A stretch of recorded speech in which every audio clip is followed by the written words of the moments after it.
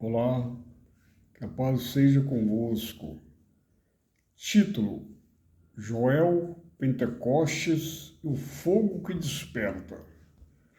Amados do Senhor, que a graça e a paz do nosso Senhor Jesus Cristo estejam com cada um de vocês. Hoje nosso coração e mente se voltam para uma das conexões mais vibrantes e poderosas das Escrituras, a ponte que liga o antigo profeta Joel ao glorioso dia de Pentecostes.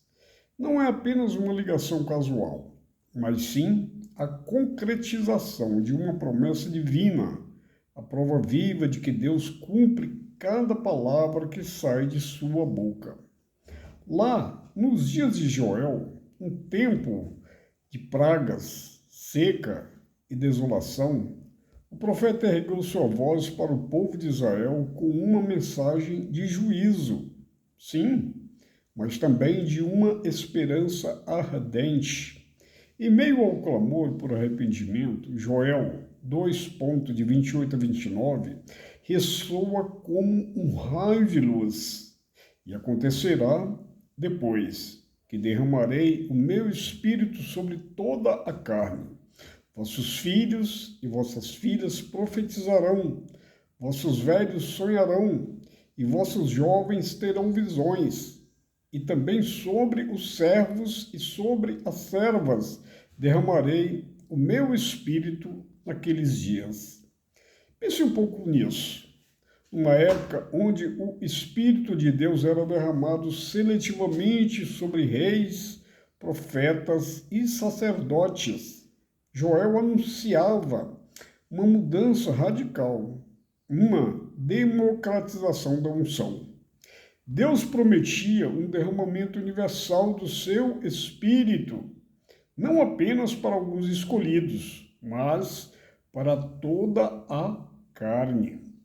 Jovens e velhos, homens e mulheres, livres e servos. Uma promessa tão vasta que devia ter parecido quase inacreditável para seus ouvintes. Saltamos séculos e chegamos a Jerusalém, 50 dias após a ressurreição de Cristo. Os discípulos estão reunidos em oração e expectativa, conforme Jesus havia instruído.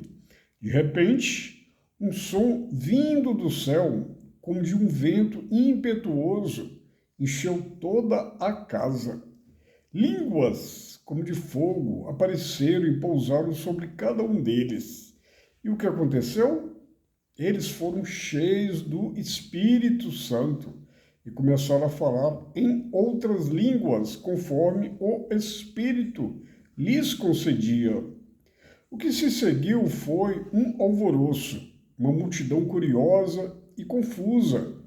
E quem se levanta para explicar o inexplicável? Pedro, aquele pescador impetuoso, agora cheio de uma ousadia divina. E qual é a sua primeira linha de argumentação? Ele não inventa uma nova doutrina. Ele não fala de algo que nunca foi ouvido. Ele aponta diretamente para a profecia de Joel. Em Atos 2, do versículo 16 ao 18, Pedro declara: mas isto é o que foi dito pelo profeta Joel, e acontecerá nos dias últimos, diz Deus, que do meu espírito derramarei sobre toda a carne, e os vossos filhos e as vossas filhas profetizarão. Os vossos jovens terão visões, e os vossos velhos sonharão. E também sobre os meus servos e sobre as minhas servas derramarei do meu espírito naqueles dias e profetizarão. Vocês percebem a beleza disso? Aquele dia de Pentecostes não foi um evento aleatório. Foi o cumprimento preciso, literal e glorioso da promessa de Joel. O profeta olhou para o futuro com os olhos da fé, e em Pentecostes o futuro chegou. Deus, em sua fidelidade incomparável, rasgou os céus e derramou seu Espírito sobre a humanidade de uma forma sem precedentes. Isso nos leva a uma verdade fundamental. O que Deus promete, Ele cumpre. E o cumprimento da profecia de Joel em Pentecostes nos mostra que o Espírito Santo não é um privilégio de poucos, mas uma herança para todos os que creem.